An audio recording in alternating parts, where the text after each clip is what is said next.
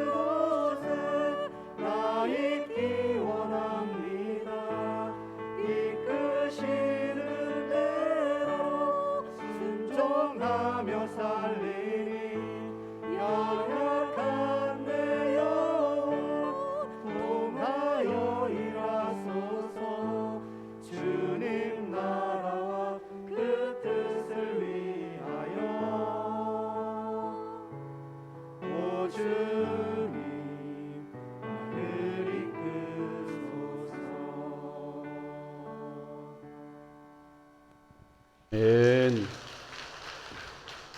감사합니다. 아름다운 찬양이었습니다. 어느 절에서 스님들이 모여서 중요한 회의를 하고 있었습니다. 어려운 문제가 있는데 그 문제를 어떻게 해결할 수 있을까? 그리고 누가 해결할 수 있을까? 그리고 누가 위원장이 되어서 이 문제를 이끌어갈 것인가, 거기에 대해서 굉장히 심각하게 회의를 하고 있었습니다. 그런데 누구도 하나 책임자로 나서는 사람이 없었습니다. 그래서 서로 계속해서 누가 할 것인가 이렇게 서로 미루고 있는데, 그때 용기 있는 한 스님이 번쩍 손을 들더니 일어납니다. 그러더니 하는 말이, 스님들 걱정 마십시오. 제가 십자가를 지겠습니다. 그랬다는 거죠. 여러분, 예수님을 모르는 사람들도 이렇게 십자가를 지는데, 여러분 예수님을 믿는 사람들 자기 십자가 지고 힘들어도 어려워도 잘 이겨낼 수 있길 바랍니다. 나에게 주어진 모든 것 하나님이 나에게 맡기셨다는 것을 기억하고, 어려움 속에서도 낙심하지 말고, 또 이 어려움을 통해서 하나님 더 귀한 것을 주실 줄 믿고, 믿음으로 여러분 잘 이겨내는 복된 성도들 되시길 주님의 이름으로 축복합니다. 오늘 본문은 지난주에 말씀을 본 것처럼 예수님과 제자들이 열심히 사역을 하셨습니다. 사역을 하시고 난 후에 많이 피곤했던 주님과 제자들이 한적한 곳에 가서 좀 쉬기를 원하셨어요. 그런데 어떻게 무리들이 알았는지 예수님과 제자들 갈 곳에 이미 와서 그 진을 치고서 무리들이 모여 있는 겁니다. 주님께서는 너무나 피곤했기 때문에, 그리고 제자들도 피곤했기 때문에 짜증날 만도 한데 그 무리들을 기쁨으로 영접했다 그랬습니다. 왜냐하면 그 무리들을 볼 때에 마치 목자 없는 영과 같이 불쌍한 마음이 주님께서 들었기 때문에 그들을 기꺼이 영접하고 그들에게 주의 말씀을 증거하고, 그리고 병든 자를 치료하시는 이와 같은 치유의 사역을 감당하시는 것을 보게 됩니다. 이와 같은 사역이 계속해서 길어지다 보니까 한쪽에 있던 제자들이 걱정이 됐습니다. 아니, 이렇게 사역이 길어지는데 지금 점점 날은 어두워져 가고, 이것은 빈들이고, 그리고 장정만 5천 명이니까 약 2만 명도 넘는 많은 인원들이 있고, 이렇게 이 어떤 상황에서 정말 당장 닥친 것이 무슨 문제인가 하면 바로 먹는 문제가 걸리는 겁니다. 이 사람들이 어떻게 먹을 수 있을 것인가. 근데 주님께서는 계속해서 말씀 사역을 계속해 이어나가는 것을 볼 때에 이 제자들이 주님의 말씀을 끊고 건의합니다. 주님, 이 사람들을 동네로 보내서 먹을 것을 사 먹게 하지요. 그랬더니 주님께서 뭐라고 말씀하셔요? 너희들이 먹을 것을 줘라 그럽니다. 아니 주님, 그러면 200데나리온이나 되는 많은 돈을 들여서 가서 떡을 사오라는 말입니까? 우리가 그 돈도 없고 그것을 어디서 사옵니까? 그러면서 반문을 합니다. 그때 주님께서 말씀하시는 것이, 너희들이 가지고 있는 것이 무엇이냐? 제자들이 말하기를, 주님 여기 떡 5개 물고기 2마리가 있습니다. 그랬더니 주님께서 그 제자들을 통해서, 그러면 이 수많은 사람들, 모인 사람들을 50명씩 100명씩 따로따로 무리를 앉게 해라, 그렇게 말씀하십니다. 그리고 41절 말씀해 보니까 예수께서 떡 5개와 물고기 2마리를 가지사 하늘을 우러러 축사하시고 떡을 떼어 제자들에게 주어 사람들에게 나눠주게 하시고, 또 물고기 2마리도 모든 사람에게 나누매 그랬습니다. 예수님께서는 식사할 준비를 마치게 하신 후에 이와 같이 하늘을 우러러 감사의 기도를 드렸다 그랬습니다. 그 감사의 기도를 드리고 제자들에게 이 모든 것을 너희들이 나눠줘라, 그래서 떡과 그리고 물고기를 나눠주게 했더니 오늘 42절 말씀에 보니까 다 배불리 먹었다, 이렇게 말씀하고 있습니다. 여러분, 예수님과 무리들이 함께한 곳은 점점 어두워져 가는 시간입니다. 그리고 그곳은 빈들입니다. 그리고 밥을 먹어야 할 사람들이 약 2만 명이나 되는 많은 사람들입니다. 그런데 가지고 있는 것은 보리떡 5개와 물고기 2마리가 다입니다. 어떻게 보면 이것은 인간적인 입장에서 볼 때 도저히 불가능한 일입니다. 이 사람들을 먹일 수 있는 것은 도저히 불가능이다, 이렇게 판단을 내리고 모든 것을 포기할 수 있는 상황입니다. 그런데 중요한 것은 그 자리에 누가 계셨느냐? 바로 예수님이 계신 줄로 믿습니다. 예수님이 계셨기에 그분께서 놀라운 일을 행하신 것입니다. 오늘 우리의 삶의 현장 속에서도 정말 우리가 풀기 어려운 문제도 있고 해결하기 어려운 문제도 있고 도저히 이것은 해결할 수 없는 불가능한 문제다 하는 걸지라도 주님이 함께 하시면 되는 줄로 믿습니다. 주님은 우리를 구원하신 분이고 주님은 우리에게 능력이 되시고 주님은 우리에게 생명이 되시기 때문에 그분께서 이 모든 것을 해결하신다는 것이죠. 주님이 함께 하시면 어두운 것이 문제가 아닙니다. 빈들이 문제가 아닙니다. 많은 사람들이 문제가 아닙니다. 작은 양의 그것이 식사가 문제가 아닙니다. 주님이 역사하시면, 주님이 함께 하시면 이 모든 것이 해결되는 놀라운 역사가 있게 될 줄로 믿습니다. 또한 보리떡 5개와 물고기 2마리가 적은 것이지만 주님 손에 얻어질 때에 장정만 5,000명이나 먹이는 이와 같은 놀라운 기적이 나타났다 그랬습니다. 열왕기상 17장에 보면 아합 왕 때에 3년 6개월이나 비가 오지 않았습니다. 그때 하나님께서는 엘리야를 먹이시는데 바로 사르밧 과부에게 가서 이것을 먹게 하십니다. 엘리야가 사르밧 과부에게 갑니다. 나에게 먹을 물과 떡을 달라 이렇게 말합니다. 그랬더니 이 사르밧 과부가 하는 말이 아닙니다. 우리 집에는요 떡이 없어요. 그리고 가지고 있는 것이라고는 이 밀가루 한 움큼과 그리고 이 기름 조금이 나에게 가지고 있는 것 다합니다. 그래서 우리 자녀하고 이것을 떡을 만들어서 마지막 먹고 죽으려고 했습니다. 이렇게 얘기를 해요. 그때 엘리야가 그것을 가져와라 그렇게 말합니다. 엘리야는 13절 14절 말씀에 보니까 엘리야가 그에게 이르되 두려워하지 말고 가서 내 말대로 하려니와 먼저 그곳으로 나를 위하여 작은 떡 1개를 만들어 내게로 가져오고 그 위에 너와 네 아들을 위하여 만들라. 이스라엘의 하나님 여호와의 말씀이 나 여호와가 비를 치면 내리는 날까지 그 통에 가루가 떨어지지 아니하고 그 병에 기름이 없어지지 아니하리라 하셨느니라 그렇게 말합니다. 그때 사르밧 과부가 엘리야의 말을 듣고 순종을 해요. 그랬더니 오늘 15절 중반절 말씀인데 16절 말씀에 뭐냐, 그와 엘리야와 그의 식구가 여러 날 먹었으나 여호와께서 엘리야를 통하여 하신 말씀같이 통의 가루가 떨어지지 아니하고 병의 기름이 없어지지 아니하니라 그랬습니다. 비록 작은 것이지만, 비록 적은 것이지만, 연약하지만, 부족하지만 주님 손에 올려질 때에 하나님이 놀랍게 일하심을 믿습니다.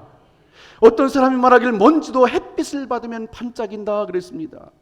내가 가지고 있는 것은 작은 것이지만, 적은 것이지만, 난 없이 부족하지만, 연약하지만, 그러나 내가 그리고 내 삶이 주님 손에 올려질 때에 하나님께서 우리를 위대하게 사용하시고 그것을 통해서 하나님이 놀랍도록 일하신다는 것을 기억하고 여러분의 삶이 주님 손에 올려질 수 있길 주님의 이름으로 축복합니다. 다시 42절 말씀에 보면 거기에 무슨 말씀이 있습니까? 다 배불리 먹었다 그랬습니다. 여기서 다라고 하는 것은 뭐예요? 모두, 거기에 모여있던 모든 무리들이 다 배불리 먹는 역사가 있었다 그랬습니다. 다시 말하면 남자나 여자나 그리고 적게 먹는 사람이나 많이 먹는 사람이나 어린아이나 노인이나 모든 사람들이 다 배불리 먹는 이와 같은 역사가 있었다는 것이죠. 요한복음 10장 10절에 보니까 도둑이 오는 것은 도둑질하고 죽이고 멸망시키는 것뿐이요 내가 온 것은 양으로 생명을 얻게 하고 더 풍성히 얻게 하려는 것이라 그랬습니다. 주님이 오신 것은 왜 오셨다고요? 양으로 생명을 얻게 하기 위해서. 그리고 오늘 우리에게 풍성하게 하기 위해서 주님께서 우리에게 오신 줄로 믿습니다. 여기서 풍성이라고 하는 단어를 라틴어로 보니까 파도를 일으킨다, 흘러넘친다 하는 의미가 있어요. 풍성이 흘러넘치고 파도 치는 것처럼 흘러넘치는 이와 같은 것이 풍성함이라는 거죠. 그리고 헬라어로 이 단어를 보니까 수학적인 의미로 오늘 본문 말씀과 같이 보리떡 5개와 물고기 2마리로 5,000명을 먹이시고 남은 조각이 12광줄이었다는 이와 같은 단어에 사용하는 것을 보게 됩니다. 오늘도 주님이 우리에게 베푸르신 이 풍성함은 흘러넘치는 풍성인 줄로 믿습니다. 가득한 풍성이요 흘러넘치는 풍성, 그것이 바로 온갖 좋은 것이 하나님께로부터 우리에게 오게 된다 하는 것이죠. 빌립보서 4장 19절에 보니까 나의 하나님이 그리스도 예수 안에서 영광 가운데 그 풍성한 대로 너희 모든 쓸 것을 채우시리라. 할렐루야. 주님께서 풍성하신 하나님이기 때문에 그 풍성하신 하나님께서 우리의 모든 것을 필요를 채우신다는 것이죠. 오늘도 우리의 삶에 내가 욕심 부리는 것이라면 하나님께서 채워주지 않지만 그러나 하나님께서 나에게 필요한 것이라면 하나님 반드시 채우실 줄로 믿습니다. 욕심이 아니라 내 삶에 정말 필요한 것이라면 주님께서 언제든지 채워주신다는 것을 기억하고, 오늘도 채워주시는 주님, 풍성하신 주님, 그 주님을 바라보고 믿음으로 기도하시길 바랍니다. 오늘 우리가 부른 찬양처럼 찬송가 197장 1절에 어떻게 돼요? 은혜가 풍성한 하나님은 믿는 자 한 사람 한 사람 어제도 오늘도 언제든지 변찮고 보호해 주시네. 주여 성령의 은사들을 오늘도 내려 주소서. 성령의 뜨거운 불길로서 오늘도 충만케 하소서.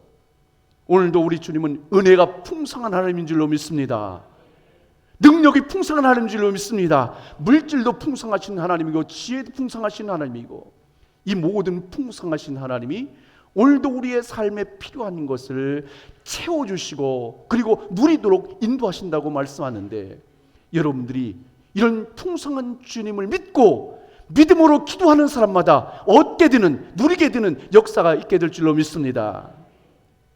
전에 강릉교회에서 모임이 있어서 다녀온 적이 있습니다. 그래서 점심 식사 후에 몇몇 목사님들과 같이 속초 중앙시장이라는 곳을 방문했어요. 그 봤더니 정말 많은 가게도 있고, 막 코로나 상황인데도요, 얼마나 많은 사람들이 왔다 갔다 하는지 모르겠어요. 정말 많은 사람들이. 근데 그곳에 많은 가게가 있는데 다른 가게는 한산한데 한 가게가 유독 줄을 쫙 서 있는 거예요. 한 몇십 메다를. 그래서 봤더니 그 브랜드가 만석 닭강정이라는 데예요. 거기에 닭강정이 유명하다면서요. 그거만 쭉 서 있어요. 근데 바로 옆집도 닭강정 가게야. 근데 그 집만 줄을 쭉 서 있어요. 너무나 줄이 길어서 몇십 분은 기다려야 할 것 같아서 포기를 했습니다, 먹는 거를. 그리고서 시장 구경을 했어요. 시장 구경을 이렇게 하고 있는데 재미난 광경을 봤습니다. 그 가게에서 닭강정을 산 사람들이요, 몇 박스씩 샀는데 그것을 브랜드를 잘 보이도록 앞으로 딱 들고요, 이 막 환하게 웃으면서 이렇게 걸어다니는 거예요. 그러면서 마치 우리들에게 뭐라고 얘기하는 거 아니면, 야, 너희들 샀어? 못 샀지? 나는 샀다. 이거 가서 맛있게 먹을 거야. 그러면서요, 마치 자랑하는 것 같은 이와 같은 생각이 드는 거예요. 그래서 저는 그때 정말 하나님 앞에 큰 깨달음이 그때 왔어요. 그 하나님 앞에 간구하기를, 주님, 우리 참 좋은 교회도 말씀 맛집이 되게 하여 주옵소서. 말씀 맛집이 되게 하여 주옵소서. 줄을 쫙 서서 먹는 것처럼, 다른 가게는 한산한데 줄을 쫙 서서 먹는 것처럼 우리 교회도 말씀 맛집이 되게 하여 주시옵소서. 주님, 말씀을 받은 성도들이 정말 저 사람들이 뭐 그냥 닭강정 하나 받았다고 샀다고 그냥 얼굴이 환해져 가는데, 우리 성들이 하나님의 말씀을 받고 얼굴이 환해지게 하여 주시옵소서. 은혜 받고 얼굴이 환해지게 하여 주시옵소서. 그리고 저들이 그것 박스를 들고 자랑스럽게 다니는 것처럼 우리 사랑하는 성도들이 말씀을 받고 기쁨으로 나아가서 자랑스럽게 주의 복음을 증거할 수 있게 하여 주시옵소서. 제가 거기서 충격도 받고 기도도 하고 감사도 하고 많은 것이 교차하는 시간이었습니다. 우리 간절히 바라기는, 우리 교회도 남자나 여자나 나이 어린 사람이 나이 많은 사람들이나 어떤 사람들이 오든지 이 교회에 들어온 자마다 말씀 충만, 은혜 충만, 성령 충만, 다 충만받고 정말 돌아갈 때는 환하게 웃고 들어가고, 그리고 자랑스러워서 주의 말씀을 많은 사람들에게 가지고 가서 증거할 수 있는 증거의 삶이 되시길 주님의 이름으로 축복합니다. 여러분, 예수님께 제자들이 드린 것이 보리떡 5개와 물고기 2마리였습니다. 근데 주님께서는 그 작은 것을 가지고 5,000명을 먹이시고 영두광주를 남게 하셨다 그랬습니다. 그 순간 제자들의 표정이 어땠을까? 우리는 도저히 불가능합니다. 안 돼요, 주님. 이 많은 사람들을 어떻게 먹습니까? 200데나리온이라는 빵을 사다가 먹여야 됩니까? 뭐합니까? 도저히 안 됩니다 했던 그런 제자들이, 그 모인 사람들이 배불리 먹고 이렇게 많은 것을 거둬들일 때 어떤 생각이 들었을까? 그렇구나. 주님이 함께 하시면 우리의 상식을 뛰어넘는구나. 우리의 계산을 뛰어넘는구나. 문제가 문제되지 않는구나. 어떤 문제도 주님이 함께 하시면 이겨낼 수 있겠구나. 어떤 문제도 주님이 함께 하시면 그 문제를 풀어낼 수 있겠구나. 이 제자들이 이와 같은 마음이 들지 않았겠습니까? 여러분, 다니엘이 사자굴 속에서도, 다니엘의 세 친구들이 풀무불 속에서도 두려워하지 않았던 것은, 그리고 머리털까지 하나도 상하지 않았던 것은 주님이 그곳에 함께 하셨기 때문입니다. 주님이 함께하는 곳에 놀라운 역사가 나타나게 될 줄로 믿습니다. 오늘도 우리의 삶에 주님이 함께 하시면 풀어지지 못할 것이 없고, 해결하지 못할 것이 없고, 이루어지지 못할 것이 없다는 것을 기억하고, 오늘도 이 전능하신 주님 앞에 여러분들의 삶을 맡기고 믿음으로 승리하며 살아간 우리 모두가 될 수 있길 주님의 이름으로 축복합니다. 특히 오늘 본문과 같은 본문인 요한복음에 보면 이렇게 나와 있습니다. 요한복음 6장 12절 말씀해 보니까 그들이 배부른 후에 예수께서 제자들에게 이르시되 남은 조각을 거두고 버리는 것이 없게 하라, 그렇게 말씀하십니다. 그리고 13절에 보니까 이에 거두니 보리떡 5개로 먹고 남은 조각이 12바구니에 찼더라 그랬습니다. 저는 이 말씀을 볼 때마다 정말 궁금했던 게 있어요. 왜 예수님께서는 먹고 남은 것을 다 거둬드리겠을까? 그리고 그 거둬들인 12바구니를 가지고 무엇을 하셨을까? 여러분 한번 궁금하지 않으셨어요? 저는 엄청 궁금한 거예요. 성경에 자세히 나와 있지 않기 때문에 무엇을 했는지 그것은 잘 모르겠어요. 그런데 주님께서 그동안 해오셨던 그 사역을 보면, 유치해 보면 아마 이 모든 것을 다 거둬들인 후에 다시 또 배고파 힘들어하는 그런 사람들에게 나눠주지 않았을까? 여기에 함께 참석하진 않았지만 그러나 다른 곳에 있는 배고픈 사람들에게 가서 나눠주지 않았을까 하는 것이죠. 여러분, 오늘도 하나님께서 우리에게 귀한 것을 공급해 주십니다. 그것은 우리 혼자만 그것을 누리라고 주는 것이 아니라 내가 가지고 있는 것을 누릴 뿐만 아니라 그것을 잘 흘려보낼 수 있길 바랍니다.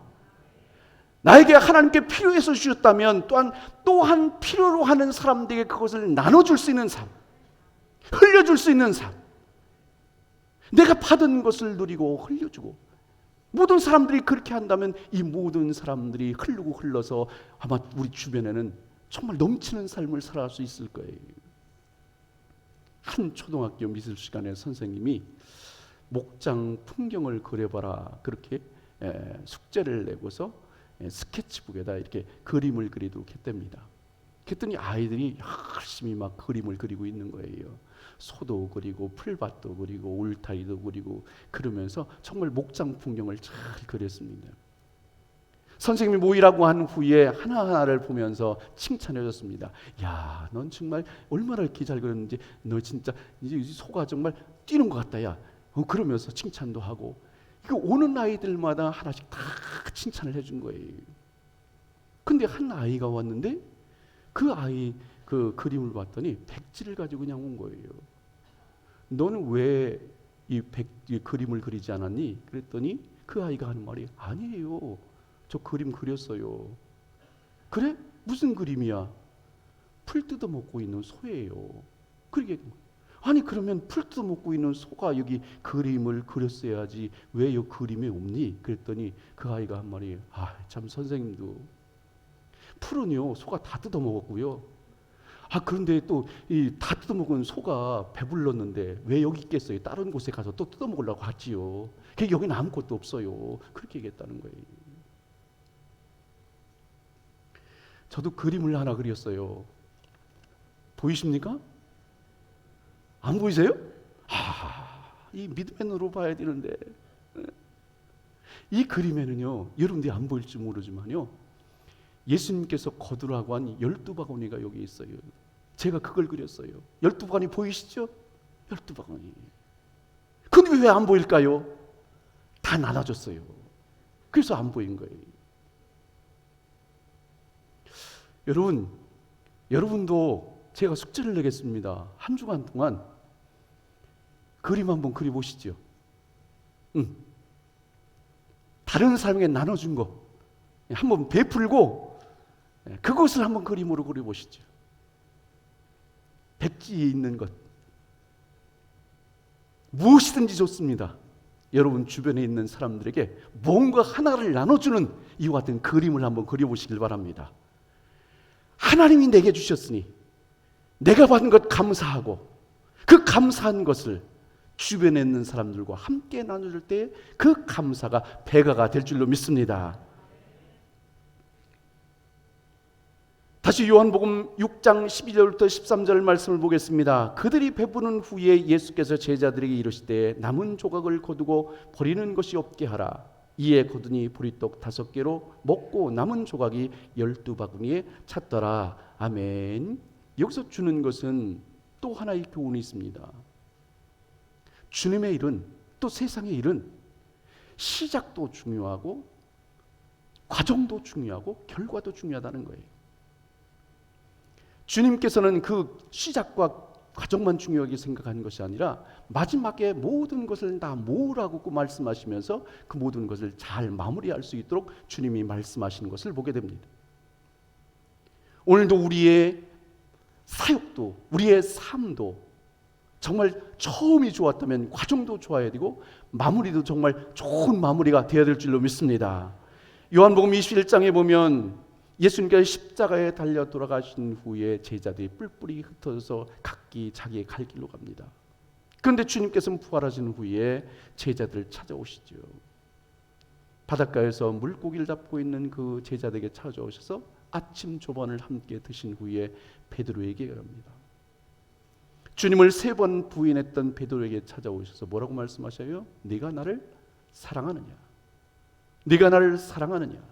네가 나를 사랑하느냐? 그렇게 3번 물으십니다. 왜 주님께서는 그렇게 3번 질문하셨을까?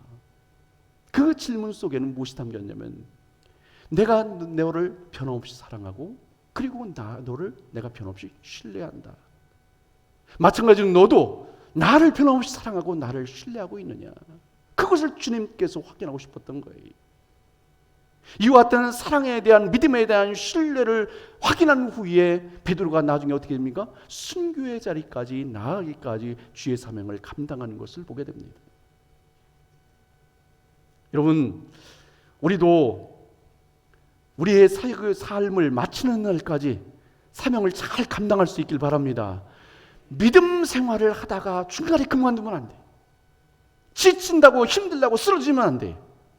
여러분의 믿음을 시작했다면 지금 여러분들의 과정을 잘 밟아가고 그리고 마지막 주님 앞에 선 날까지 계속해서 믿음으로 잘 달려갈 수 있어야지 지금까지 잘 달려놓고서 여기서 주저앉는다든지 포기한다든지 그것은요 정말 슬픈 일이에요.